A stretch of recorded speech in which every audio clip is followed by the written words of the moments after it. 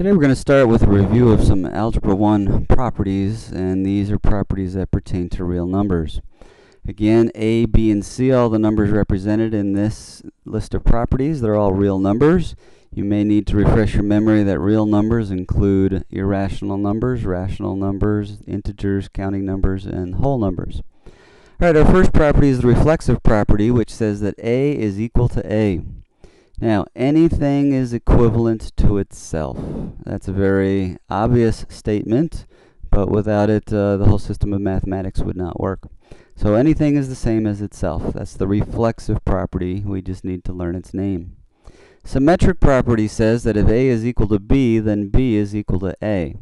So in other words, if we have an equation, we can switch sides, that what was on the left side of the equal sign can now be on the right side, what was on the right side can now be on the left side. That's called the symmetric property of equality. So it doesn't matter, we can switch what's on both sides of the equations. Transitive property of equality starts out by saying if A is equal to B, and we know that also B is equal to C, therefore we know that A has to be equal to C. If a first thing is equal to a second thing, and a second thing is equal to a third thing, therefore the first and the third things have to be equal to each other. Addition property of equality says if we start out with an equation, A is equal to B, we can add the same thing to both sides of the equation, and the equation will still be equivalent. It'll still be equal.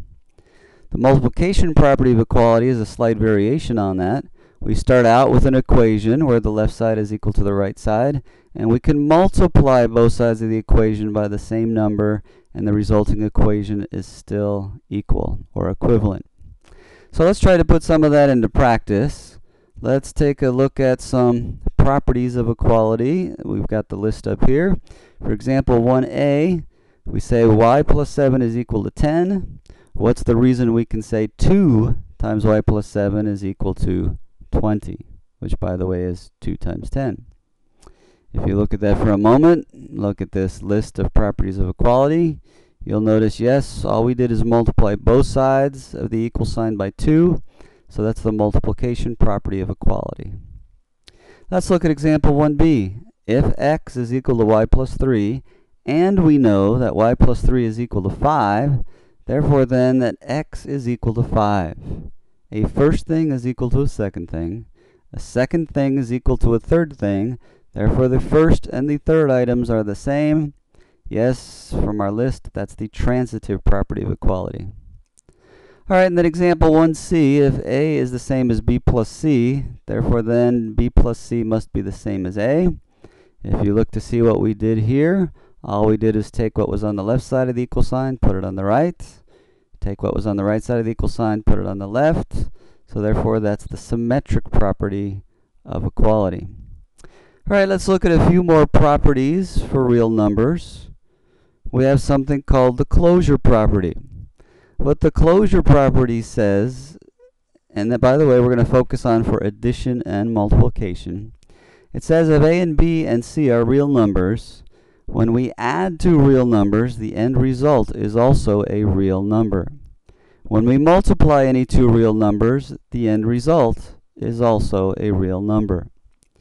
We've got lots of properties to cover today, so moving on to the next is the commutative property, which says that A plus B is the same as B plus A for addition, and for multiplication, A times B is the same as B times A. Sometimes students get this confused with other properties, but let me rephrase this. When you're adding, it does not matter the order you're adding the numbers. 2 plus 3 was 5, and that's the same as 3 plus 2, which is also 5. The order we do when we add two numbers is not important. Commutative property also says the same thing for multiplication. 2 times 3 is the same thing as 3 times 2, which we get 6. Notice we are not saying anywhere that this is true for subtraction or division, because it's not. Alright, a way that you can hopefully remember this is the name commutative. I'm going to play on words here. We live in Los Angeles, so many of your parents commute to work, which means they go from point A to point B in the morning, and then when they come home, and whenever they come home, it's from point B back to point A. Alright, associative property. Again, for addition and multiplication, not for division or subtraction. If we are adding three numbers, we cannot add all three instantaneously. We can only add two at a time. Associative property says it doesn't matter if we add the first two first, and then take that sum and add it to the third number, or if we add the last two first, and then take that sum and add it to the first number. Likewise for multiplication, excuse me, it doesn't matter if we multiply the first two first, and then take that product times the third one, or if we multiply the second and third first, and then multiply that product times the first one. Now again, a silly little way to try to remember associative property is you think of who you associate with. And if you think back on your friendships in elementary and maybe middle school, there might be three of you that are friends, and two of you might start out being closer friends, and the third person's maybe kind of a little bit more distant.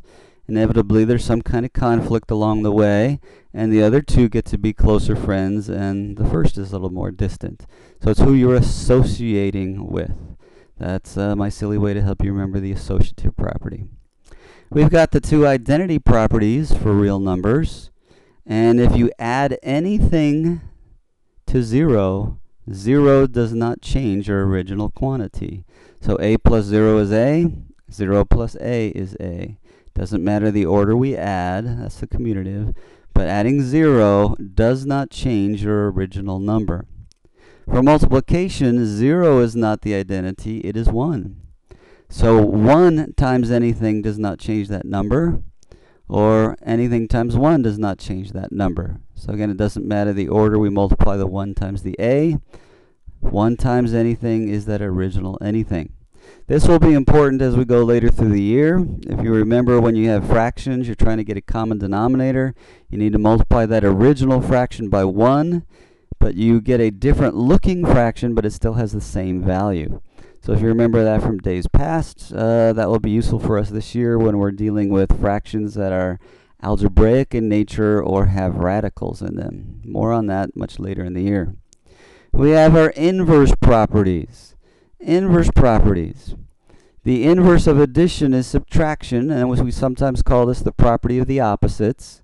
If you take a and add its opposite to it, you get 0.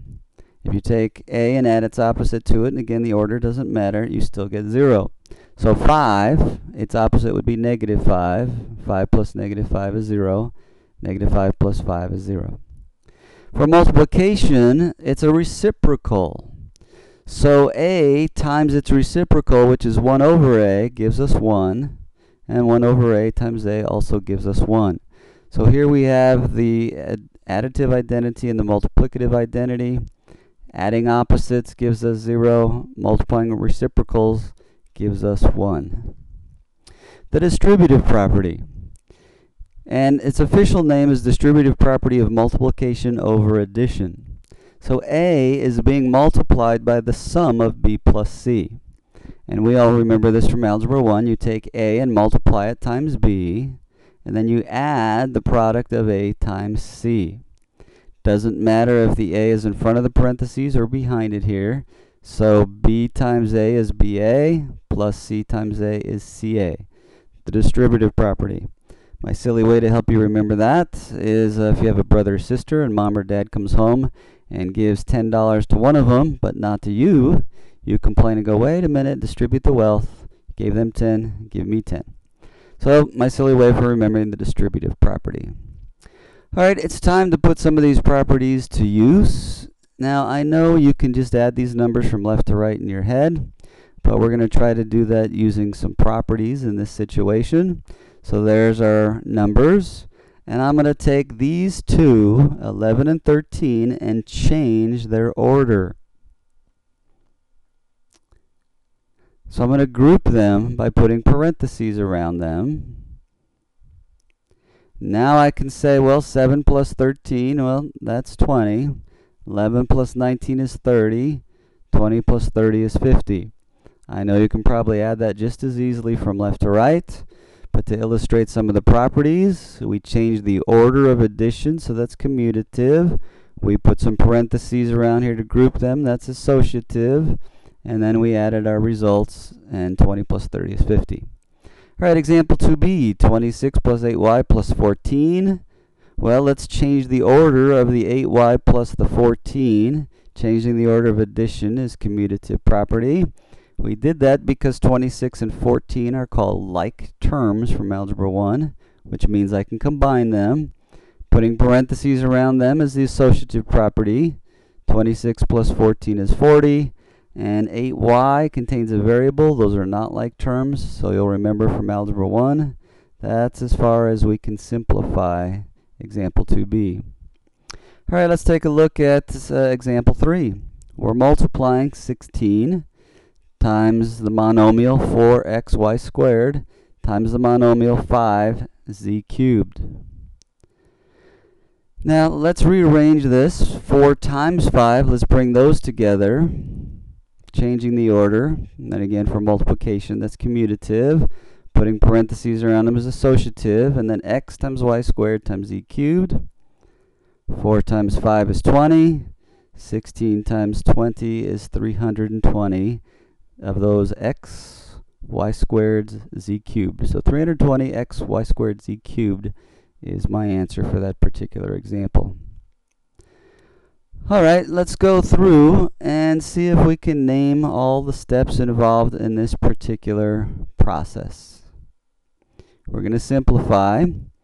So we're going to start out with 1/3 distributed to 1 plus 3t. And as we go through, our first step is to take that 1/3 times 1, 1/3 times the 3t, and add those results together. Think about it for a second. Yes, the 1/3 is being distributed to both terms, so that's the distributive property. All right, then what we want to do is to take this 1/3 times the 3, put parentheses around them to multiply them. Grouping them by the parentheses then is the associative property, and it's multiplication here. So associative property of multiplication. 1/3 times 3 is 1. What's the property behind that? Property of reciprocals. All right, 1/3 times 1 is 1/3.